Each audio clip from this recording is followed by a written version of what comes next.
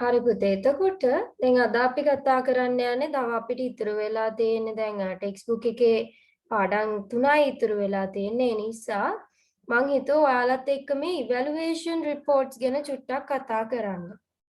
දැන් ඔයාලා දන්නවා 2016 ඉඳන් 2019 වෙනකන් ඉවැලුවේෂන් රිපෝට්ස් තියෙනවානේ. එතකොට මේ වගේ දීලා තියෙනවා ඒ අවුරුද්දේ පේපර් එක ආපු අවුරුද්දේ ළමයි කොහොමද පේපර් එකට ලිව්වේ ඒ වගේ මේ අදාළ පේපර් එකට තියෙන ඔක්කොම මාකින් ස්කීම් එක ඒ හැමදේම මේ ඉවැලුවේෂන් රිපෝට් එකේ තියෙනවා. එතකොට ලකුණු දුන්නේ කොහොමද? නේද? හැම එකටම expected answers එහෙම දෙක තුන තියෙනවා සමහරක් ඒවට. දැන් අපි පේපර් ක්ලාස් එකේදී අවධානය යොමු කරන අනෙක් ඔක්කොම ප්‍රශ්න වලට අපි නෝටිස් එක ඔයාලට වෙනම ලියන්න දීලා අතාරිනවනේ. ඒ වගේම එසේ එක දැන් මෙතනදී මම කතා කරන්නේ අද ඒ අපි අතාරින කොටස් ටික එසේ එකක් කොහොමද නෝටිස් එකක් කොහොමද නෝට් එකක් කොහොමද එතකොට graph එක මෙන්න මේ හා සම්බන්ධව ටිකක් තමයි කතා කරන්න යන්නේ. එතකොට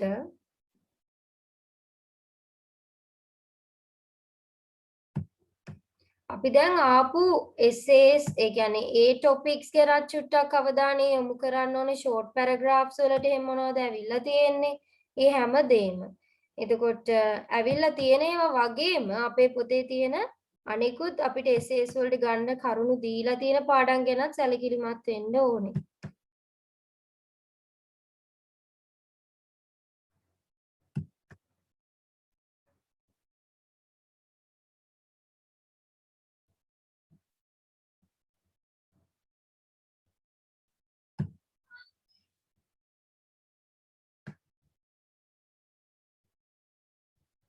චුට්ටක් එන්නකෝ දැන් මට මේක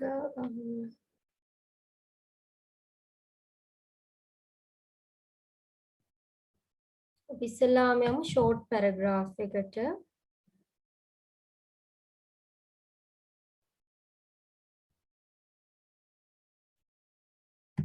නෑ ඉස්සෙල්ලාම දීලා තියෙන්නේ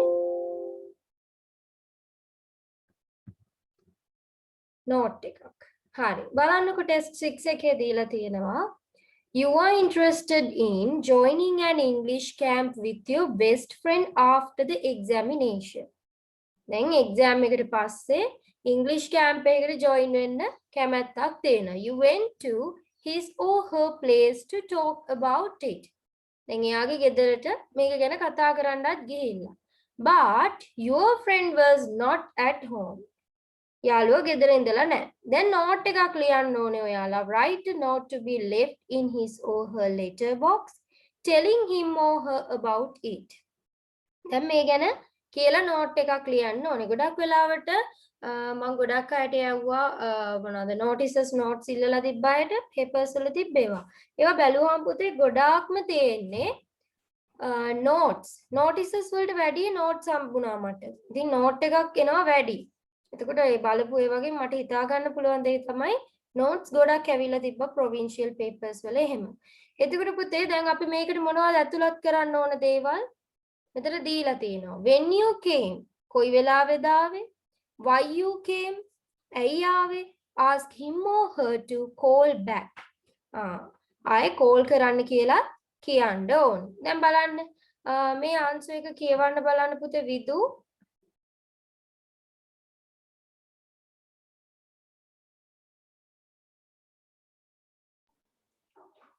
You are interested in joining an English camp with your best friend after the answer එක කියමු. Dear Nadisha, I heard there is an English camp in our school after the examination. I'm interested in taking part in it with you. I came to your house last evening, but you were not at home. Can you please call me and confirm it, Sanudi? හරි. දැන් බලන්න මෙතන when you came. එතකොට උත්තරේ දීලා තියෙනවා I came to your house last evening. But you were not at home. Why you came කියලා මුලින් කියනවා. නේද? I'm interested in taking part in it with you. Ask him or her to call back. Can you please call me and confirm it? මේ විදිහට already include කරන්න කියලා තියෙන දේවල් අනිවාර්යෙන් include කරොත් තමයි ඒ marks ටික ඔයාලට හම්බෙන්නේ. දැන් මෙතන ඔයාලගේ හැම ප්‍රශ්නයකටම අදාළ දීලා තියෙනවා පුතේ මේ report එකක් වගේ කියන්නේ ළමයි තෝරා අරගෙන තියෙන විදිහ ඒවට ලියලා තියෙන්නේ කොහොමද marks දීලා තියෙන්නේ කොහොමද ඒ හැමදේම කතා කරලා තියෙනවා. දැන් ඊළඟට අපි යනවා short paragraph එක මම හිතන්නේ බලමු.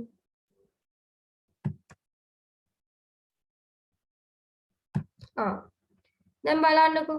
දැන් අපි short paragraph ගැන කතා කරද්දී දැන් මේ my best friend කියන එක නම් ගොඩක් ලේසියි නේ. ඒක ඉතින් ඔයාලට චුටි කාලේ ඉඳන් දෙන මේ topic එකක්නේ. දැන් මේ book එකක් the book that I like most. දැන් ඔයාලට මතක ඇති grade 10 textbook එකේ මේ විදිහට පොතක් ගැන තමන් කැමති පොත ගැන ලියන්න දීලා තිබ්බා activity එකක්.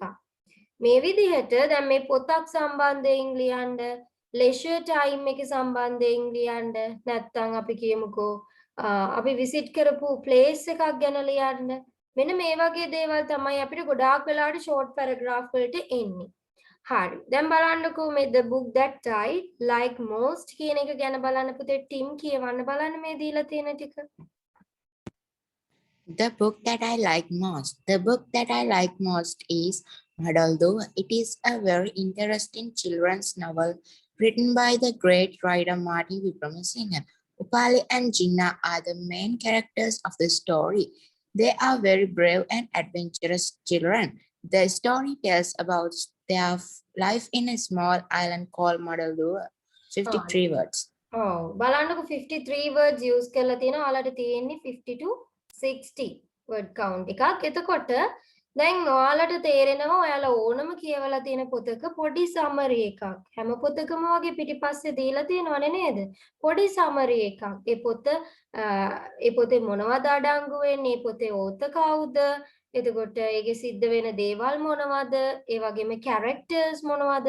මෙන්න මේ දේවල් තමයි මේකට ඇතුළත් කරලා තියෙන්නේ. එතකොට ඔයාලට පුළුවන් ලේසියෙන්ම මේක ලියා ගන්න. ඔයාලගේ වචනෙන් ලිව්වට කරුණු ඔක්කොම ඔයාලා අරන් තියෙන්නේ අර පොතකින් බලා ගන්න summary එකකින්. summaries තියෙනවා ඔයාලා කියවන පොත්වල. එතකොට ඔයාලට ඉංග්‍රීසි වලින්ම සමහරක් ඒවා දීලා තියෙනවානේ. හරිම ලේසියෙන් මේවා ලියා ගන්න පුළුවන්. එතකොට the book that I like most කියන යටතේ මෙතන දීලා තියෙන short paragraph එකක් සමහරක් විට ඔයාලට essay එකට එන්නත් අවස්ථාව තියෙනවා. මේ පොත් සම්බන්ධයෙන් එනවා වැඩි. health එක සම්බන්ධයෙන් නේද? my best friend ඔයාලට ලියන්න පුළුවන් නේ. එතකොට දැන් බලන්නකො මේ marks for test 8 is 5.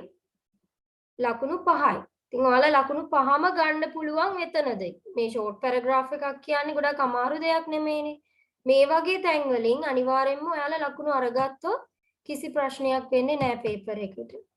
හරි. ඊළඟට දැන් මේ දීලා තියෙන්නේ first paper එක second paper එක කොහොමද හැදිලා තියෙන්නේ? ඒවට කොහොමද ලකුණු වෙන්නේ? මේ හැමදේම මේ evaluation papers වල තියෙනවා. දැන් සමහරක් ළමයි ඉන්නවා exam එක ලියනකම් ඒ කියන්නේ දැන් අවුරුදු දෙකේ හරියට වැඩ කරන්නේ නැහැ. හැබැයි අන්තිම කාලේ papers pass papers කරලම කොහොම හරි pass වෙන ළමයි ඉන්නවා. ඉතින් ඔයාලත් ඒ වගේ කොහොම හරි මේ pass papers වලින් ඔයාලගේ practice එක හදාගත්තොත් ගොඩක් ඒක වටිනවා.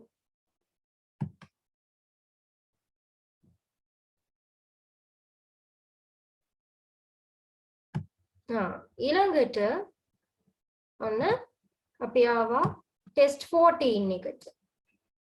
ඉතින් ඔයාලට clearly මම කියන දේ ඇහෙනවද?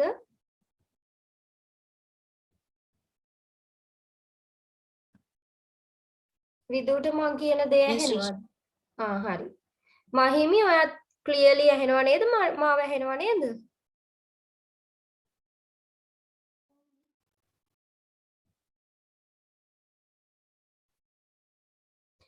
හරි. එතකොට පුතේ මෙතන දීලා තියෙනවා test 14 එකේ options දෙකක් තියෙනවා. first එක letter එකක් ලියන්න තියෙන්නේ. Your English teacher asks you to read some English storybooks after the exam. Write a letter to the manager of the Lake House Bookshop, Colombo, asking for information about the books for children. Then අපි දන්නවා අපි ලියන letters වර්ග දෙකයිනේ. එකක් formal letters අනික informal letters. එතකොට මේ මොන letter එකක්ද?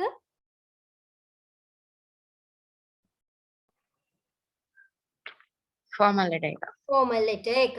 දැන් මෙතන ලියන්න ඕනේ ඔයාලා manager of the lake house bookshop එකේ manager ට තමයි ලියන්න ඕනේ මේ පොත් සම්බන්ධයෙන් තොරතුරු අහලා. දැන් බලන්න මේ දාන්න කියලා තියෙන දේවල්. Ask for the following information. The titles of the books available. එයාලා සතුව තියෙන පොත්වල නම්. The prices and discounts if any. මිල ගණන් සහ discounts වට්ටම් තියෙනවා නම් ඒවත් අහලා තියෙනවා. Mode of payment. Mode එක කියලා කියන්නේ මොකක්ද? Method එක. Method of payment. ඒ කියන්නේ payments ගෙවීම් කරන ක්‍රමය ගැන අහන්න කියනවා mode of delivery. ඒ කියන්නේ method of delivery. delivery කරන ආකාරය. මේ ටික දාලා තමයි ඔයාලට ලියන්න තියෙන්නේ letter එක. දැන් අපි බලමු expected answers මොනවද දීලා තියෙන්නේ කියලා. ඉස්සෙල්ලාම sample answer එකක් දීලා තියෙනවා. හරි. මහිමි පුතා, can you hear me? මහිමිට ඇහෙනවද මං කියන දේ?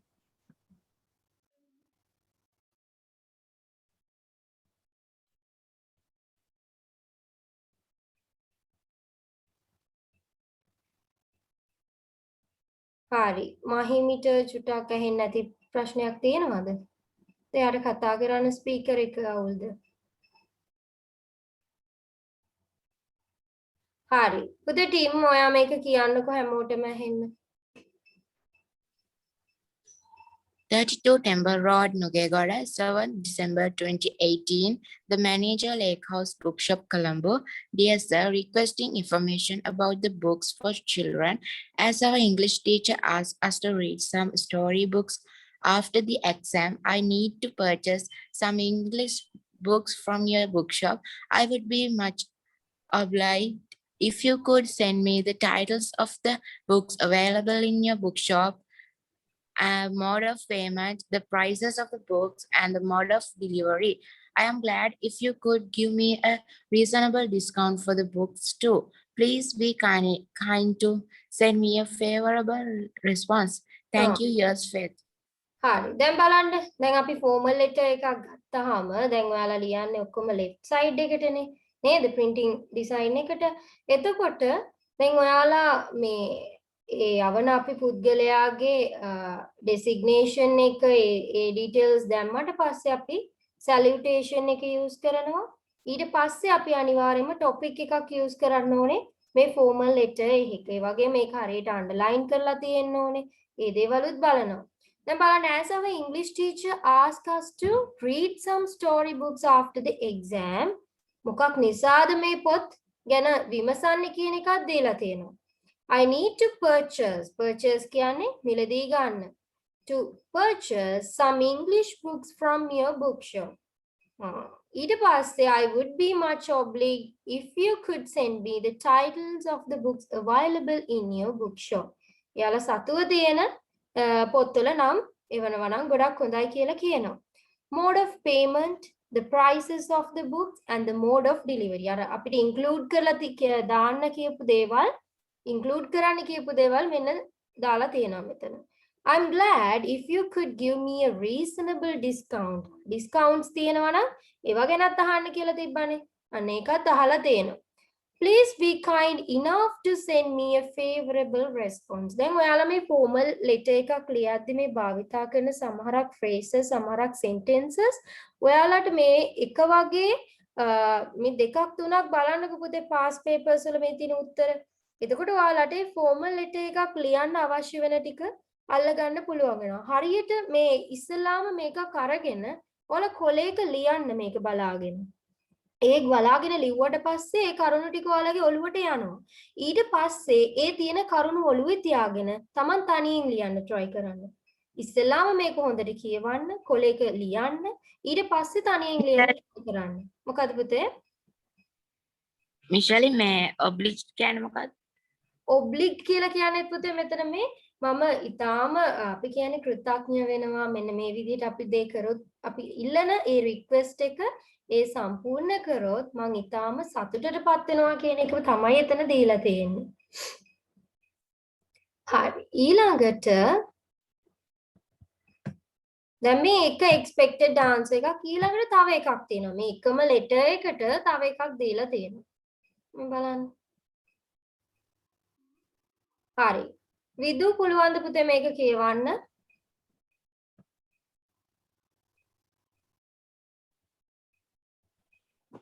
Hari teacher. Hiruni Nisansala, 52 Golden Avenue, Kiribathgoda, Kandy, 31st of July 2019. The manager, Lake House Bookshop, Dr. Vijayawardena Mawatha, Colombo 2. Dear sir, requesting information about books for children. I intend to read English storybooks after the examination as our English teacher asked to continue reading for pleasure and understanding. I am badly in need of purchasing English story books from you. Let me know the list of books, their prices immediately. If there are any discount, please mention them in the list itself. I would like to know the mode of payment and mode of delivery at your earliest convenience. convenient. Thank you. දැන් Your එකම question එකට පුතේ සමහරක් වෙලාවට answers දෙකක් දීලා තියෙනවා. ගොඩාක් වටිනවා මේව ඔයාලා බලා ගන්න. ඊළඟට අපි යනවා. හරි. ඊළඟට අපිට test 14 එකේ දීලා තිබ්බා bar graph එක. bar graph එක දැන් බලමු අපි. හරි. මේක අපි ටිකක් කතා කරලා තියෙනවා මීට කලින් ඔයාලට මම examples විදිහටත් දීලා තියෙනවා. The following bar graph shows the results of a survey. ගොඩාක් වෙලාවට මේ survey එකකින් collect කරගත්තු informations තමයි දෙන්නේ අපිට graphs වලින්. මොකක්ද survey එකක් කියලා කියන්නේ? සමීක්ෂණයක්. ඔව් සමීක්ෂණයක්. අපි සාමාන්‍යයෙන් කියනවා සංගණන සමීක්ෂණ. මේ වගේ දේවල් කරලා ඒවා graphs වලට අපි ඇතුළත් කරනවා මේ තොරතුරු. එතකොට මේ survey එක conduct කරලා තියෙන කී දෙනෙක් අතරද? 100 grade students. among 100 grade 11 students. මෙන්න මේවත් ඔයාලා හොඳට බලන්න ඕනේ. මොකද ඔයාලට විස්තරය ලියනකොට සමහරක් වාක්‍යවල ඔයාලට කියන්න පුළුවන් මෙන්න මේ 100න් මෙන්න මෙච්චරක් තෝරගෙන තියෙනවා මෙන්න මේ දේ කියලා කියන්නත් පුළුවන්. එතකොට in a school about the choice of the subjects for advanced level streams. A level වලට කරන streams වලට තියෙන කැමැත්ත සම්බන්ධයෙන් තමයි මේ graph එකේ දීලා තියෙන්නේ. දැන් මේ more, most, less, least, equal, highest, lowest, higher, lower. මේ keywords උත් දීලා තියෙනවා. මේවා භාවිතා කරලා ලියන තරමට ගොඩක් හොඳයි. දැන් මෙතන දීලා තියෙනවා start like this. This bar graph shows the choice of the subjects of grade 11 students in a school. ඉතින් ඔයාලා දන්නවා කොහොමද graph එකක් ලියන්නේ කියලා. මෙන්න මෙතන දීලා තියෙනවා expected answer එක.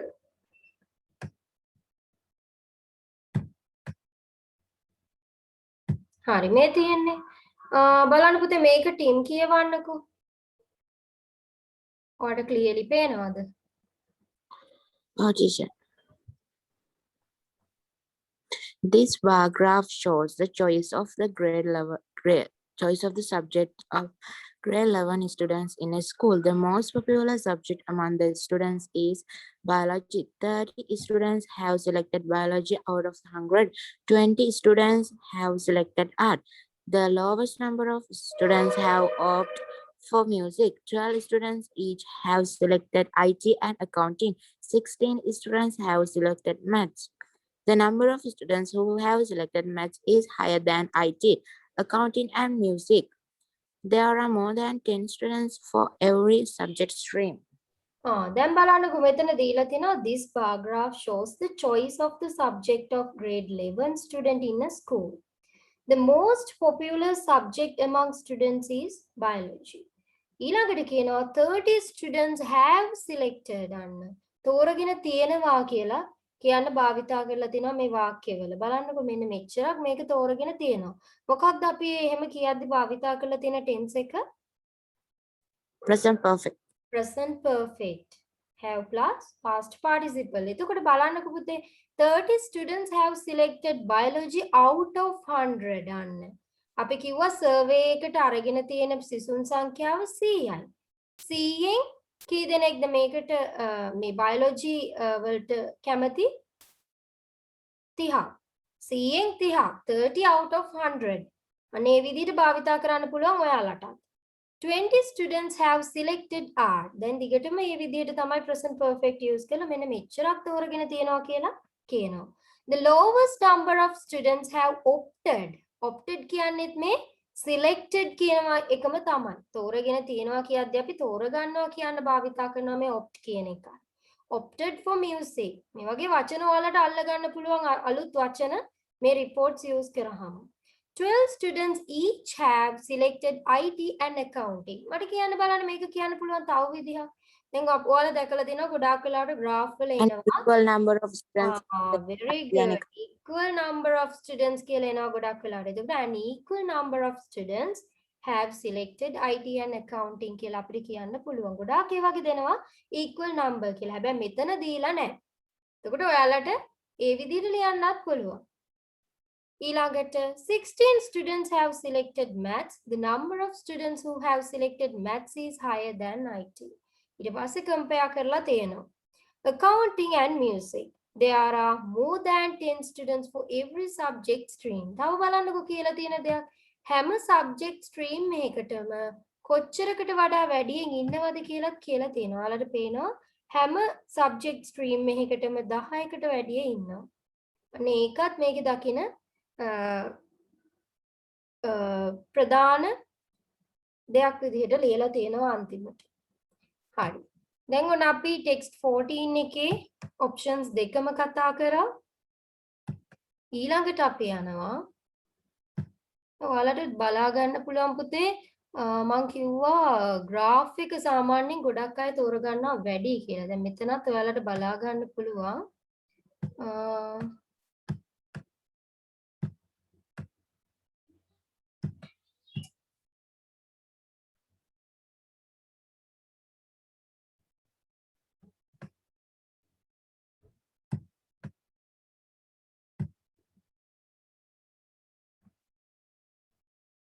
මේ තියෙන පුතේ facility for test 14 is 19%. Why the facility for test 14B is 28%? නෑ මෙතන නෙමෙයි. පොඩ්ඩක් ඉන්නකෝ මම ඔයාලට පෙන්නන්න. දැන් මේකට ඔයාලට graph එක ලිව්වම ලකුණු කීයක් දෙනවා කියලාද ඔයාලා දන්න විදිහට දන්නේ? සාමාන්‍යයෙන් graph එකට කීයක් හම්බ වෙනවද?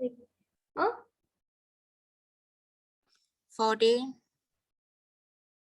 test 14 එකට 14 marks හම්බ වෙනවද? ලකුණු 10ක් පුතේ හම්බ වෙනවා. 7. ලකුණු 10න් තමයි ඔයාලට බලන්නේ. provincial papers වලයි past papers වලයි. හරි. මම ඉදා කට්ටියට පෙන්නුවා 70ක්. මේ තියෙන පුතේ 70% of the students have selected මේ 14 වෙනි එකේ B එක graph එකනේ. මොකද හේතුව මේ? ඔව් පුතේ කියන්න. මං කලින් කතා කරපු එක ඇහුන්නේ නැද්ද? නෑ පුතේ. ඉස්සෙල්ලා කතා කරපුව ඇහුන්නේ නෑ මේ මහිමි. හරි මිස්. දැන් ඇහෙනව නේද? හරි. මට ඔයාලට උවමනාව තිබ්බෙත් මේ ක්ලාස් එක ගන්න. ඔයාලා ලව්ව මේ answers කියවන්න. එක්කෙනෙක් ලව්ව හරි එක එක හරි බෙදලා මේවා කියවන්න. ගොඩක් අය මේවා කියවනවා අඩු නිසා. දැන් මෙතන බලන්නකෝ 70%ක්ම ළමයි 14 වෙනි ප්‍රශ්නයෙන් තෝරගෙන තියෙන graph එක. හේතුව මොකක්ද? As they were confident in handling writing a report. මොකද හේතුව? Teachers have targeted the techniques of writing for this kind of task. Teachers ලා ඔයාලට මුලින්දම කියලා දෙනවනේ කොහොමද graph එකක් ලියන්නේ, ඒ techniques මොනවද කියලා. ඉතින් ළමයි ගොඩාක්ම පාවිච්චි කරලා තියෙන්නේ මොකක්ද? මේ graph එක. ඉතින් graph එක ලියන එක ගොඩක් හොඳයි. සාමාන්‍ය letter එක ලියා ගන්න ගියාම ගොඩක් අයට අමාරු තියන අය ඉන්නවා. graph එක ලියන එක ගොඩක් හොඳයි. ඔව් පුතේ කියන්න. Draft facility ඔව් පුතේ නේද? මොකද? Draft එකේ facility එක වැඩි නේද අරකට වඩා? facility එක වැඩි කියන්නේ පුතේ දැන් description එකක් නේ තනිකරම ඔයාලට picture එකක් දිහා බලාගෙන විස්තර කරන්න තියෙන්නේ. අර දේවල් වලට වැඩිය ඔයාලට informations තියෙනවා ඔයාලගේ වචන වලට පෙරලන්න. තේරෙනවද ඔයාලට මං කියන දේ? ඒකයි මම කියන්නේ picture එකක් බලාගෙන ඒක describe කරන මේ picture description එකක් නෙමෙයි graph එකක් කියන්නේ. ඒක ඔයාලට ලියන එක ලේසි letter එකට try කරනවට වඩා. මොකද ඔයාලට බලාගෙන ලියන්න කරුණු තියෙනවා. අරකට ළමයි කරුණු හිතන්න ඕනේ. දීලා තියෙන කරුණු ටික ඇතුළත් කරලා තව කරුණු හිතලානේ ලියන්න තියෙන්නේ. ඒ නිසා graph එකක් ලියන එක ගොඩක් සාර්ථකයි letter එකකට වැඩිය. ඉතින් ලකුණු ගන්න ඕන නම් ඔයාලා එක දෙයකට try කරන්න. මොකද graph එක කියන option එක ඔයාලට නොදී ඉන්නේ නැහනේ. ඒ හින්දා අනිවාර්යෙන්ම ඒ විදිහට target කරලා එක දෙයකට ඕනවට වැඩිය practice කරන්න. එතකොට ඔයාලගේ practice එක මැති අන්තිමට එක්සෑම් එකේ ඔයාලගේ ලකුණු ගන්න. ඊළඟට දැන් අපි last question එකට අදාළව කතා කරනවා. පුතේ අපි දැන් මේ time එක මේ වෙලා හින්දා අපි ආපහු log වෙමු.